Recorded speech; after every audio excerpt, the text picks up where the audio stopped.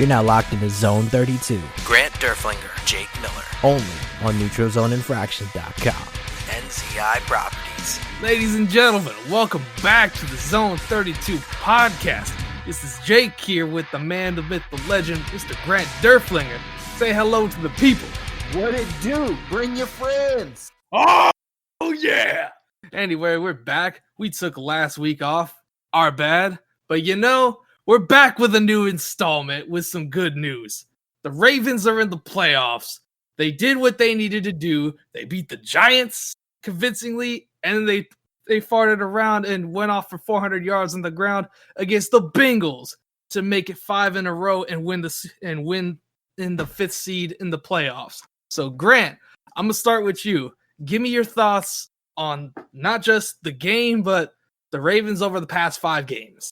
It did what they had to do. I mean, everybody talked about the whole, strength of schedule wasn't really all that. And, they're playing, this and this. Okay, they just played them at the end of the season. Those other teams, played them at the beginning of the season. So they're on your schedule. But the Ravens did what they had to do. They finished business. They're on a run. They're high confidence right now. They just ran for 404 yards, which if Lamar didn't come out of the game at the beginning of the 4th, they might have ran for 500. So, I mean, they did what they had to do. That's really all I have to really say on that side of it, just because, they expected to win, but you want to win convincing. You could have rested the starters at halftime in most of the games, that they were in.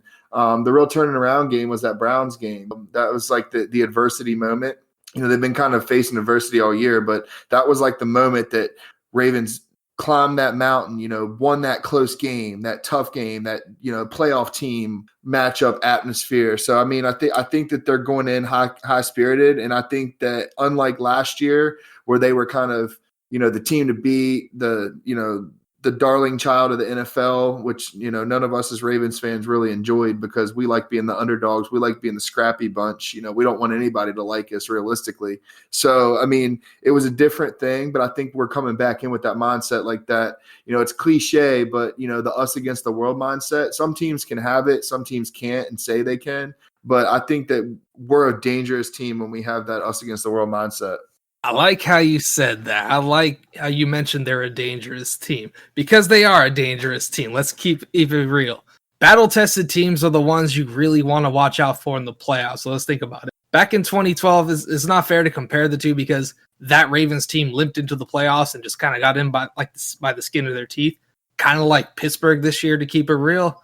But with everything that they went through that year, it's different, but now compared to what you had to go through this year with all the COVID stuff, players getting hurt, missing key players in key games, going through the losing streak against, actually losing 3 or 4 against the Patriots, the Steelers, and the Titans, and people essentially writing you off at 6-5.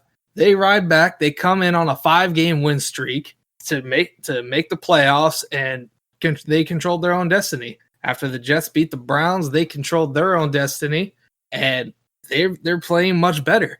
Lamar Jackson's yards per attempt are up at a much higher rate than they were earlier in the year. Receivers are making plays, not always, but much better than it was before. They're running the ball like nobody's business. Like, I want to say from the Cowboys, they ran for almost 300 against them. They ran for 230 against the Browns, $150 as a team against the Jags, 230, 240 or so against the Giants. And this past weekend, 400. You've almost got 1,400 rushing yards as a team in 5 games. That's incredible. So this is a team AFC teams don't really want to play right now in the playoffs. So you got to give your hats off to them. The defense is playing better too. They're on, through these 5 games, they're only giving up 17 points. And quite frankly, that'd be even lower if we didn't count that Browns game. But we have to. That's the reality of the situation. But they're playing at a very good level. The pass rush came to life for 2 of the past 3 weeks, so that's encouraging.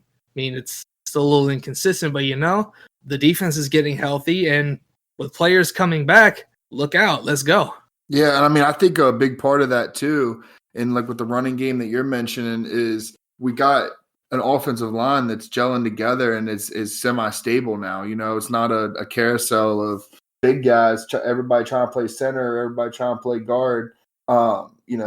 I know the Ronnie Stanley injury threw a kind of wrench in that, but I think that the way the offensive line's playing right now is really what's turning everything around. And like you said, we're that team that nobody wants to see in the playoffs because a team that's going to smack you in the mouth, play great defense, and isn't going to make many mistakes, then has a field goal kicker that's the greatest in NFL history. That's a recipe for a successful team in January and February. So, I mean, there's a lot of good things going for this organization. And, past experiences help too. I mean, we've been there. We've been in the playoffs and lost 2 years in a row. Harbaugh's won a Super Bowl. Harbaugh's gone to AFC championship games and gotten, beaten or had, heartbreaking losses to missed field goals or dropped touchdown passes. Ravens are battle tested, coaching staff and all.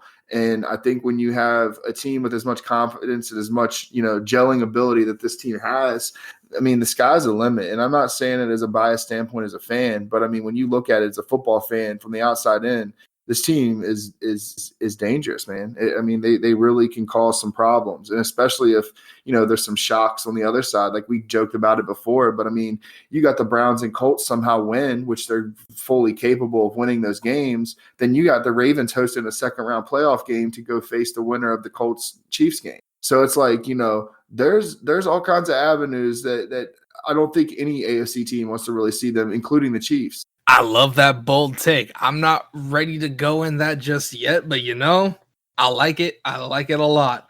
But either way, the offensive line seemed to have been solidified as soon as they put Ben Powers in their right guard. The run blocking got a whole hell of a lot better. And then with a healthy McCary handling snaps and not throwing up some ducks like old Mascara was when he was starting.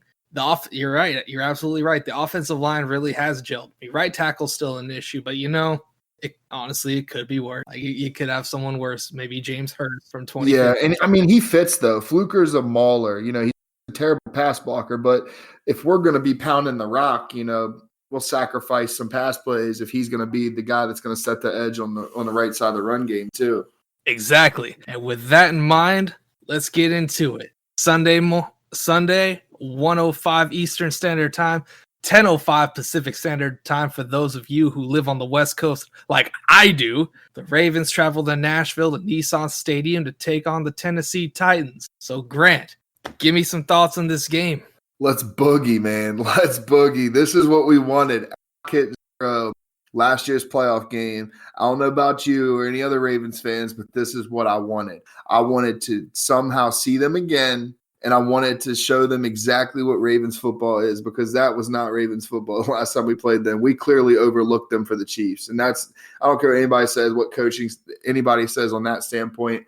We got comfortable and we got cute and we got smacked in the mouth. So, I mean, I don't think that's the case this year. I think that they're looking to spoil a party. And the way that the Titans defense is playing right now, their front seven is atrocious. So, I mean, if the way we're running the rock right now, Baltimore's going to be able to put some pressure on the back end too, because I mean they have a pretty good secondary. But at the end of the day, I mean the way that the receivers are playing with confidence, this Dez on coming in the red zone is exactly what we needed. Dez on coming in the red zone has produced Miles Boykin to start playing out of his mind and making plays. So I mean, everybody's getting involved. Everybody's getting confidence. We're getting the Jets to Duvernay. He's getting first downs. They need to start getting the ball to him in the short passing game too, but. I think that there's just so much that's gelling right now that, maybe I am just saying it as a Ravens fan, but there's just so much gelling right now that I think the Titans they're in trouble, man. They're in trouble. And I want to do nothing more than to walk in their house and embarrass them way more than they did us, because we know for a fact that, I know we're going to talk about it in a little bit, but, Brandon Williams and those guys were brought in for this moment in this game. And we didn't have them the first time that we played them this year. And we blew how many leads in that game? And they came back to take it to overtime and only to win on the, second or third play of overtime. And it's like, man, that completely, we should have won by 2 scores. The Ravens should have won by 2 scores that game and just gave it away. But that was kind of the turning point, is when things started to shift a little bit. And I think that the players wanted this, whether they say it or not. And I think the coaches wanted this. And this is a chance for the city to turn around and completely right their wrongs against a team that went into their house and completely stole all their pots and pans and just left. Without a doubt, you hit the nail on the head with Miles Boykin playing at a higher level since Dez got here. You're absolutely right. And absolutely the moves that were made this offseason, bringing in a Calais Campbell from Jacksonville, signing a Derek Wolfe to a 1-year deal, drafting a Patrick Queen and a Malik Harrison within the first 3 rounds, and a Justin BK as well.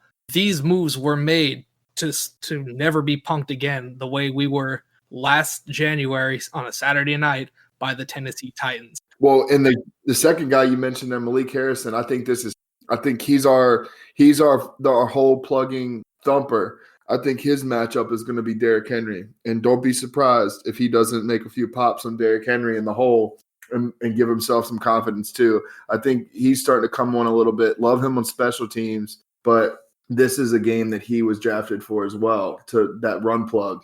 Absolutely. It's mandatory too, because you have to set the tone against a physical offense the way the Tennessee Titans have. Their defense has been bad this year overall. Their front seven hasn't gone after the quarterback consistently at all, especially with Clowney being hurt most of the year. They let go of Jarrell Casey, and he gets hurt in Denver. So Beasley too. Yeah, Beasley. Yeah, he's they let him go.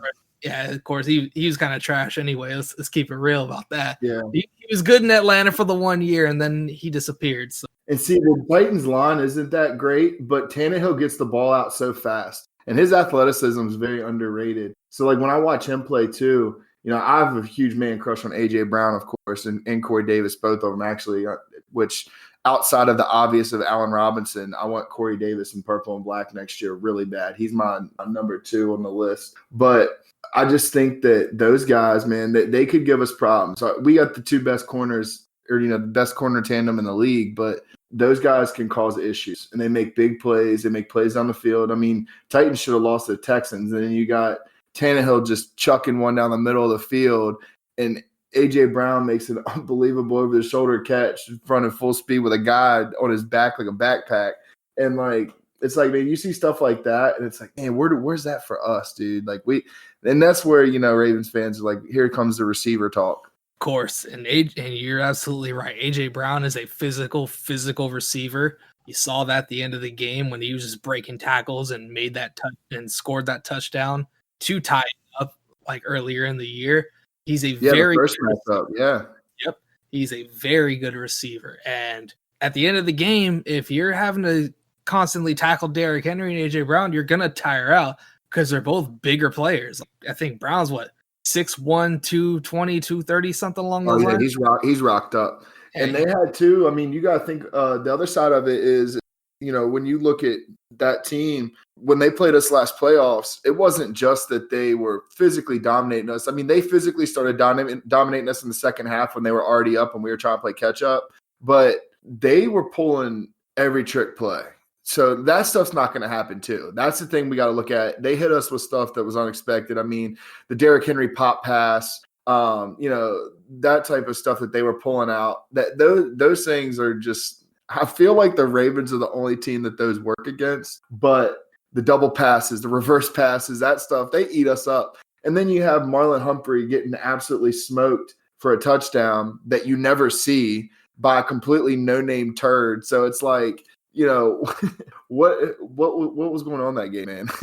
All across the board. Oh man, I could tell you my experience that day. Before I went to Elk Grove to meet up with my uncle, I was cussing and yelling, and I had people afraid of me in my apartment that day after that Khalif Raymond touchdown. That's it. Khalif Raymond. I forgot his name. Yes, and then the one-handed touchdown from Jonnu Smith. I still didn't think he caught it, but I didn't either. What can you do? That is what it is. That catch was stupid. But yeah, it was things like that. As soon as they hopped out to a lead, there's nothing you could do because once you get a lead, you ain't stopping Derrick Henry consistently because then they're just going to grind you and milk the clock. That game had me drink a bottle and a half of Screwball. Shout out Screwball. And I hated the world. I was so mad. I was a bottle and a half deep. This is not happening, but I'm excited for this weekend. Thinking about making the trip, but I just think that I don't think we go down. I could see us winning by 2 scores. There's a point to be made this weekend, and the Titans are going to be ready. They're a great team. Vrabel, he's a kind of a douche nugget, but he coaches to win, man, and he's He's savvy. He's a Bill Belichick protege. He's savvy. So I mean, it's not going to be a cakewalk, but I do think that we end up winning by 2 scores. Without a doubt. And I think that's kind of the formula for the game is you get up on them early and you force Tannehill to have to beat you without the threat of a play action passing game. Saw that earlier against the Packers a couple weeks ago. Once they couldn't run the ball and they had to play catch up from being down 2 or 3 scores, it wasn't good. It was not a good day for that defense, for that team, for that offense. It was they wanted to get smoked. So to me, the first time we played them this year, didn't he only have like something like 30 yards at halftime or something, Derrick Henry? And then he kind of went off in the second. I mean, he really only had 3 big runs. He had the overtime run that was 40 yards, 30-some yards, 40 yards, something like that. Then he had, I think, like another 30-yard run, and I think he had like a 15 or 20-yard run. But outside of that, I mean, he was pretty much shut down for the most part. I think he had 30-some carries. Yes, he did. He didn't get off until like the beginning of the fourth quarter because that front seven was playing real aggressive and stopping him and stopping the run game. They were not with no Calais Campbell and no Brandon Williams. They were not going to let him beat it. Which brings me to another point of that too. Like with this whole, like you said, these guys were brought in, the guys drafted and all that. With those guys kind of being out recently, the younger, like Justin Ellis has been playing well. Matabuke's been playing well. Those guys are really showing up and they're having that confidence so that when we get into the playoffs, you got your main guys in there, everybody's healthy. But when you need those rotational guys to come in, they're not coming in shook. They're coming in ready to cook. And I meant to rhyme that too, by the way. See, because there ain't no such thing as a halfway crook. I see you on that. But yeah, I think as far as the prediction goes, I mean, yeah, I'm going to be a homer and you can call me biased. I don't care. This is a Ravens podcast that dabbles in with a little bit of the NFL talk anyway. But yeah, I think the Ravens win this game. I think it's going to be hard fought. I think it's the most competitive of all 6 of the wild card matchups this weekend. Yeah, I think they get it done and they move on to play Kansas City next week. But anyway, with all that talk, let's move on to some news. The Browns are going through a COVID issue. As released today, Kevin Stefanski, their offensive line coach Bill Callahan, and a couple of other assistant coaches have all tested positive for COVID, and a couple players have too, which includes wide receiver Kadero Hodge, a guy who's essentially a depth piece, and then they're all pro. Oh, well, he might not be. Their Pro Bowl guard Joel Bitonio. They've all tested positive for COVID and look like they're going to miss Sunday night's game against Pittsburgh. So I'm gonna go to you, Grant. Do the Browns, even with a skeleton crew, have a shot at beating the Pittsburgh Steelers at Heinz Field? I think, yeah. I mean, Steelers aren't a good football team. I guess I can say that loosely because they quite a few games and did win the division, but they're not a good football team. And the Browns, depending what Browns team shows up, the crazy thing is and I mentioned it before we got on the show, is I don't think that Browns team that we saw on Sunday play the Steelers because they knew that Mason Rudolph was going to be in the game. I don't think they were really letting a lot out, and I think they were being really conservative, trying to establish the run game a little bit more and not really cutting a lot loose. But I think that whole offensive game plan is going to shift like a complete 180 this weekend. And the Steelers have not played well. The game is going to come down to the the Browns defense or Baker Mayfield. So that's the thing. I know it's kind of a broad thing to say, but what defense is going to show up? Are they going to get to Ben Roethlisberger? Ben Roethlisberger, the dude's cooking with a wet noodle right now, and he's not looking good. Receivers, they made a big deal about Deontay Johnson making catches on Sunday. Ooh, congratulations. He didn't drop 4 passes in the game. That's awesome. But, Ben's having trouble getting the ball out. They're not running the ball. I've never seen a Steelers team not be able to run the ball. And this team is probably one of the worst running teams in the league. I think I saw a stat earlier that, Ravens have had more rushing yards in the past 4 or 5 weeks between Dobbins, Gus, and Lamar than the Steelers have had the entire season or something. So, they're not running the ball, so they're not going to scare you there. So you're able to spread it out and kind of play sideline to sideline with your athletic linebackers. Mac Wilson's a pretty athletic linebacker. Doesn't play smart sometimes, but he's a hitter. He's in the right place at times. But I think that the Browns, I wouldn't be surprised if they won. And I'm not saying that just because, fuck the Steelers, but I think that, they're a team that's kind of hungry too. Like I mentioned with the Ravens stuff, man, they're kind of a hungry team. It's their first time there. They're either going to be like that, that team that's going to come in and just completely shit the bed. But I think the Steelers are just too much of a mess. They don't really have an offensive identity. They don't have clutch defensive play. Minka Fitzpatrick is really the only person that makes any plays, and you can scheme away from him. Especially with that offense. I mean, they've got playmakers. Hooper's been playing well. And I'm a big Njoku fan, as we all know. I think that Higgins is playing well. Donovan Peoples-Jones, who was a guy that I really liked in the draft, he's really been coming along the past few weeks. And then, of course, you got Landry. So, I mean, the Browns' weapons outmatch the Steelers' defensive stops, and the fact that the Steelers are a really good defensive team right now. Outside of Watt, but it's hard to tell. But I'm taking the Browns this week. Long story short. I say that's a gutsy call, and I like it. Well, to your point, I think the key for Cleveland to win this game is to pound the rock. I mean, for the past few weeks, Pittsburgh has given up over 100 yards on the ground to opposing offenses. They've won one of those 3 games, and mind you, last week, they gave up 192 to the Browns, though they didn't start TJ Watt or Cam Hayward or some other, like TJ Watt, Cam Hayward, or Ben Roethlisberger. So I get the idea of maybe they're just not really trying, or not necessarily, no, that's not the right word, but maybe they were just kind of resting and just preparing for this week. Yeah, like a really vanilla offensive scheme. Like that wasn't the scheme that's not even close to the scheme we had against the Ravens. Like their whole identity was different. But, I mean, like to your point too, like with Chubb, I mean, it's a hot take for me, but it's my personal opinion. But I think Nick Chubb is better than Derrick Henry as far as an overall running back and more of like a consistent running back.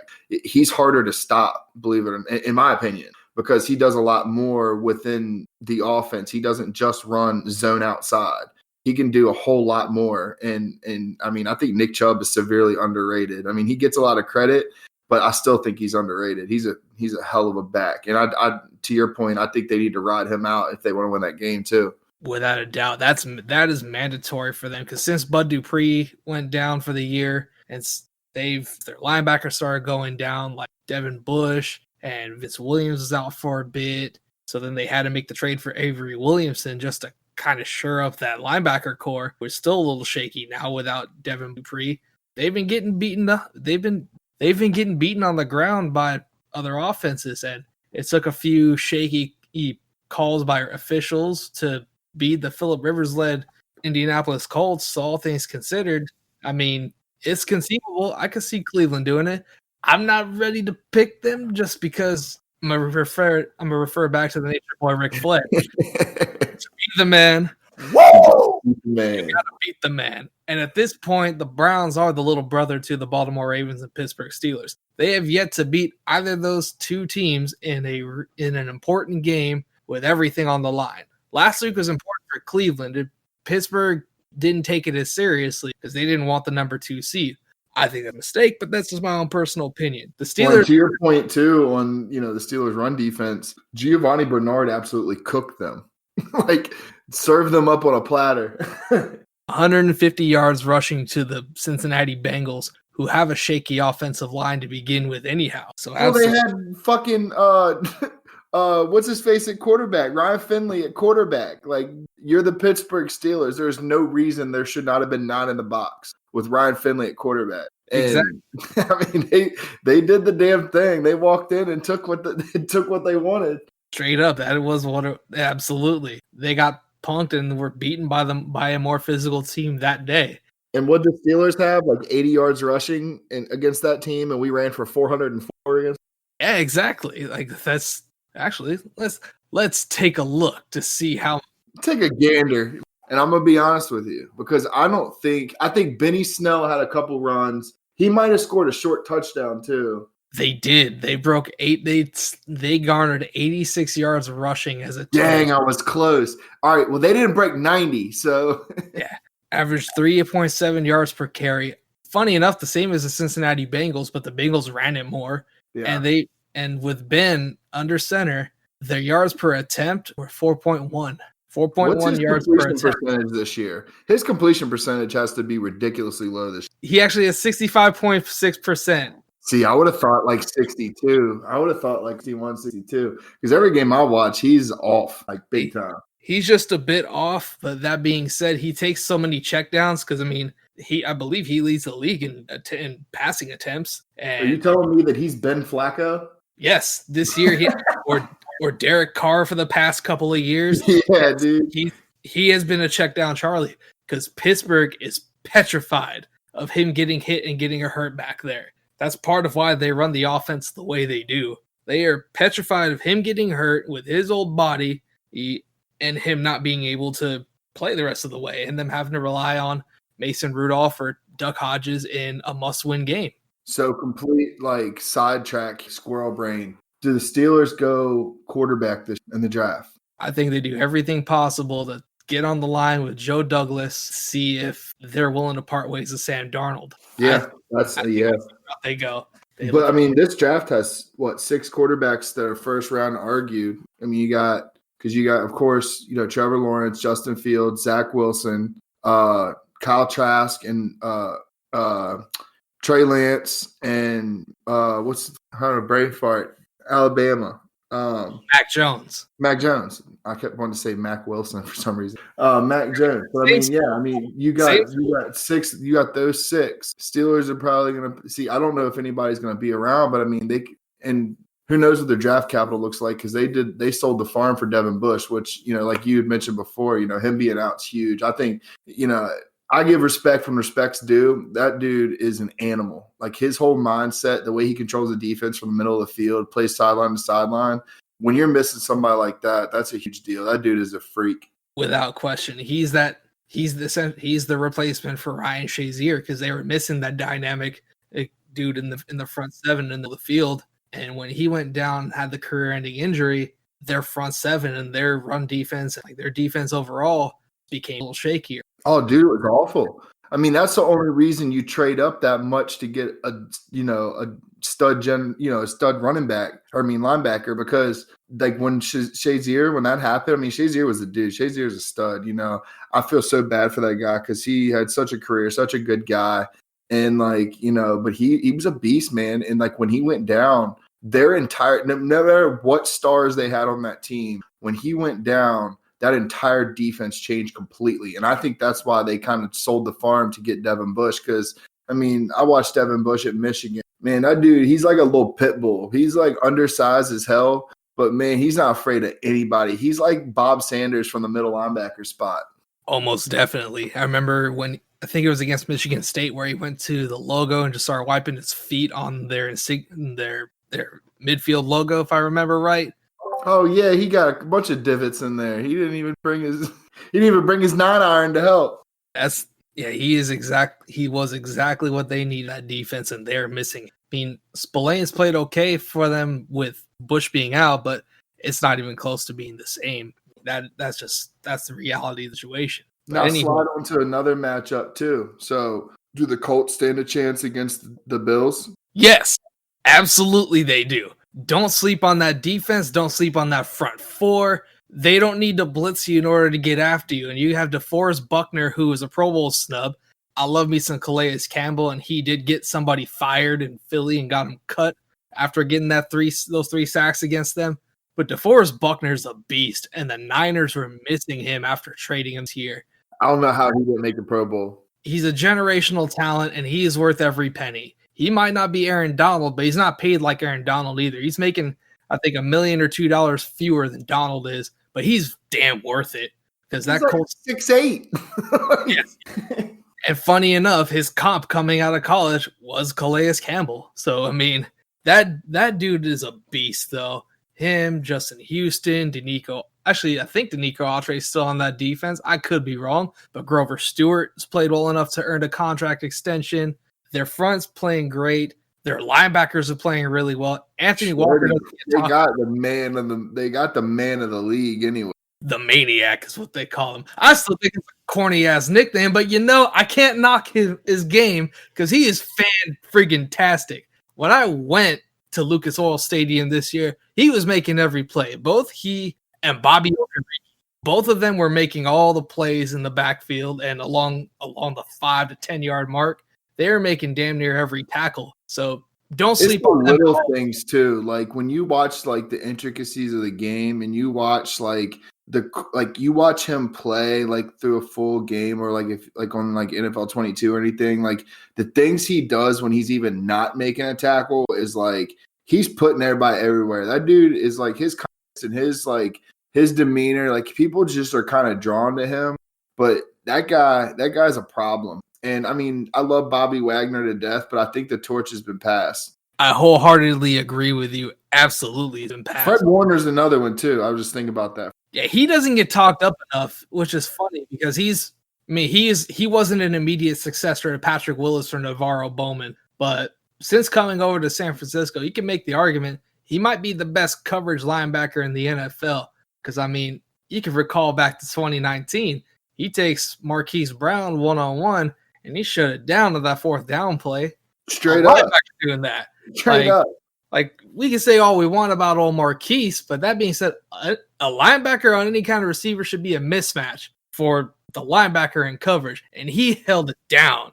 So you got to give him his respect, and the Niners don't get talked up enough because they got destroyed with injuries. Yeah, they got decimated more than anybody. Them and the Cowboys, it's close between who got decimated the most. But I'm going to say, I think the Colts can totally beat them. Bills going into the playoffs are what the media made the Ravens last year. So, I mean, I'm taking it for what it is, but the Bills defense doesn't scare me whatsoever. Their offense is good, but they have zero running game. So when they're one-dimensional, yeah, Josh Allen is whatever they're making him out to be. He's a good quarterback, but he's not elite level like they're making him to be right now. Could he be? Yeah, probably. But I just think we're a product of the moment. And Stephon Diggs has completely changed that entire team, and I wish we could have him. But so another side note, but I think that Cole Beasley's had a great year. I'm a big fan of Gabriel Davis. I think he is a matchup nightmare for anybody. But I just, man, the Colts are just so well coached, and like you said, their front seven is just so dominant. They can control a game. When you're not running the ball, you can spread it out a little bit more. And, you can go dime coverage, nickels, all that stuff. You can stay in that, and you can run, man under and, two over top or whatever you want to do, really. Because between Darius Leonard, I mean, he's going to spy their running backs. The running backs aren't going to be able to be a problem. And the way that the front four rush up and contain the edges and with their length, I just think that Josh Allen's going to have to have the game of his life to win that game. And people are already to the Bills, but I don't think that it's going to be that way at all. And outside of, I mean, we talked a little bit about before, but I think Phillip Rivers is the only thing holding that team back. And Jonathan Taylor has been a freak on a mission. So the Bills, are they going to be able to stop him? I'm not sure. Ed Oliver's been a beast lately, but, Jonathan Taylor is playing out of his mind. And then you throw in Naheem Hines and, Michael Pittman's coming around. T.Y. Hilton's healthy now. He's a formidable, veteran option. Like, Mo Alley Cox, Joe Doyle. I mean, they got weapons. The only problem is Phillip Rivers. When he throws the ball, it's like when you hold a basketball under a pool and you let it go and it comes out of the pool a little bit with a lot of water splash. And you're like, whoa, that's exciting, but it's not very powerful. That's what it's like when Phillip Rivers throws a pass past 15 yards now. Oh, without a doubt. And you hit the nail on the head, because Phil Rivers is the one thing that could hold the Colts back from doing anything this year, because he's such a turnover machine at the worst possible times. And keep in mind, with Buffalo, they have, if I'm not mistaken, the fourth most takeaways in the NFL this year. They've figured out how to take the ball away from correction. They're tied for third. So if anything, they need to be on high, Rivers needs to be on high alert to take care of the ball, because otherwise they'll be in for a long day and they'll have to abandon the running game. To that point, they give up 4.6 yards per carry. So Jonathan Taylor could very easily have his way with that front seven. What do you have, 250 the other day or 230?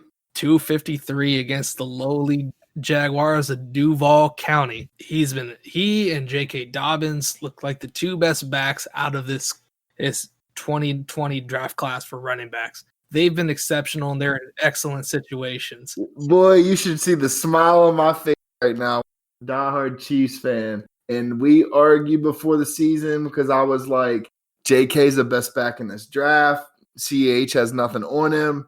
I'm like, it's not even going to be close. I mean, Dobbins has only started for basically 3-4 weeks, and he's already at 75% of the yardage, if not more. of Clyde Edwards-Helaire. So it's like, dude, and then the dude's got. Imagine if J.K. Dobbins had Patrick Mahomes, Andy Reid in that offense. Like, goodness. So that whole argument shut down. J.K. is the man. Jonathan Taylor is a stud, though. He was one of the guys. Man, running backs scare me because there's so much usage on them. I mean, they all. Like, if you're a Wisconsin running back, if 20 carries a season, then you're just not cool. So, like, those dudes come in like Benjamin Button, like aging backwards. And I don't know, man. This is an exciting class. Cam Akers, he isn't really what it is, but I think this rookie running back class is going to be something else. Next year's is going to be too. Without a doubt, you're not wrong at all about Buffalo and their lack of a running game. Their offense has entirely been the Josh Allen to Stephon Diggs show because he opens up everything else. The rest of their receiving core, which aren't bad, but they're not Stephon Diggs, who's playing at a top 5, top 1 level at this point. He's been damn near uncoverable. So they're not unbeatable.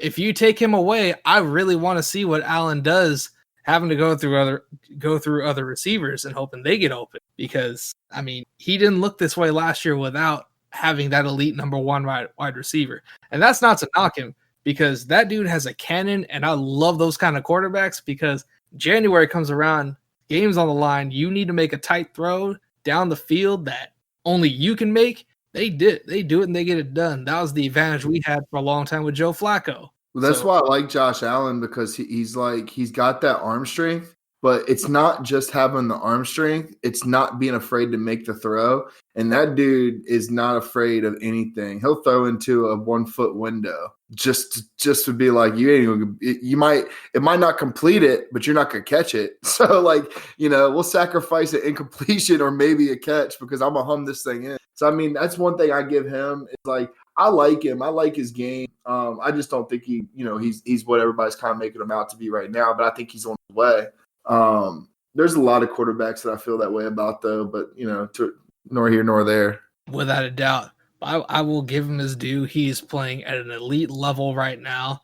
I mean, if you're going to rank the top 5 quarterbacks just as of this year, you can't leave him off that list. Oh, no chance. No chance.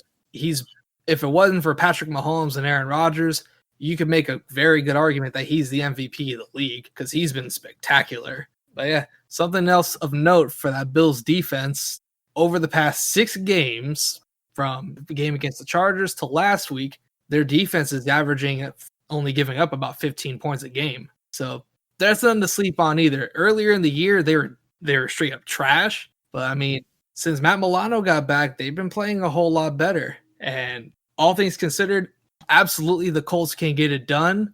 But I'm not going to pick them because Buffalo is very difficult to beat up. So for my money, I'd be taking the Bills. That's just me. Yeah, dome team up north is not ever really a good combination. But I'm feeling froggy, so I'm taking the Colts and the shocker. I like it, and I like that we've been contrasting today. And I'm we not really gonna lie. have. We usually don't. Not We're really. usually, right on par. But I kind of like contrasting. It's feeding the contrarian in me. So I'm with it. I'm always down. We got to hit at least one NFC. So you're right. What NFC game are you looking the most forward to? You pick it. We'll talk it. You know what? Let's do it. Let's talk Bucks at Washington. The football team. Name redacted. The football team. It's possible, dude. It's possible. I'm telling you, it's possible. But man, it's just like the Bucks are the ultimate Dr. Jekyll and Mr. Hyde team this year. And it's crazy to say, but just like Rivers maybe being the one that holds the Colts back, Tom Brady could be the one that holds the Bucks back. And the weapons they have aren't really fair. Their offensive line's been playing pretty well, but when you look at the Redskins, you're looking at a team that's really playing with still the same. I mean, it is, you have something to lose because it's win or go home, but they're playing like they have nothing to lose. And your 2 biggest leaders on your team are first and second year players, and they both are from Ohio State. You have Terry McLaurin and Chase Young are the 2 that are stepping up for that team right now, which I think is awesome for them because the leadership that shows is cool. It's also kind of concerning if you have vets and stuff on the team and they're not really taking that initiative to really make a statement on that. But I'm gonna take the Bucks just because. I mean, they're tough right now, but I would not be surprised at all if Washington is the world because it's gonna come down to the Redskins. Redskins, look here I go. Don't crucify me on Twitter for that. But the Washington football team, I just think that their offense is a nightmare, man. I just don't think they can compete. Like they're sitting here trying to run, a sprint against Usain Bolt, and I'm the one running. So, it's not happening. And I just think that that's going to be a problem is the offensive standpoint. What is Gibson going to play? Is he healthy? What's going on with him? I mean, that's an important part of their offense, but they just don't really have much. And I think that the Bucs defense is enough to be able to maybe to slow down McLaurin. But watch out for Logan Thomas too. You're not wrong about that. He's been coming on this year, the former college quarterback turned tight end Logan Thomas. And I really want to pick Washington, but I'm not going to. I gotta roll with the Bucs. Like watching what I watched from that debacle, that was the week 17 Washington at Philadelphia game.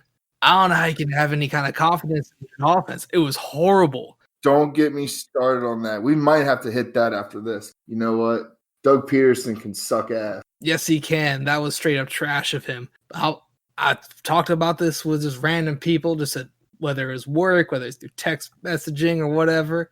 But if Washington had a better quarterback and they had a slightly better offense, they'd be a damn good team because you got 5 first-round picks along that D line.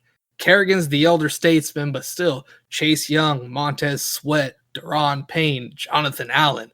That is a physical group, and they can wreck games. Like, they can at least rival the Eagles for the best defensive line in the NFL. They're legit. They're legit. They are scary. And Chase Young, coming out of college, he might only have 6.5 sacks this year, but teams have already had to double team him and had to game plan towards stopping him so he doesn't wreck their game plans. As you can see, just looking up stats, Montez Sweat's the one who leads the league in sacks because of all the attention they pay to Chase Young and Jonathan Allen. Well, Chase Young, too, he's always around the ball. I've noticed that about him. He's always around the ball, and he's in his effort, man. That dude's motor.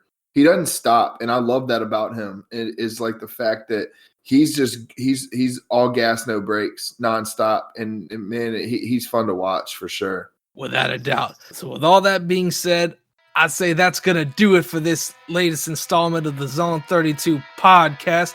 We'll be back soon enough to recap the playoffs that are happening in this coming weekend. So without further ado, I'm going to hit y'all with a See ya! Grant, Jake, Zone 32, only on NeutralZoneInfraction.com. NZI Properties.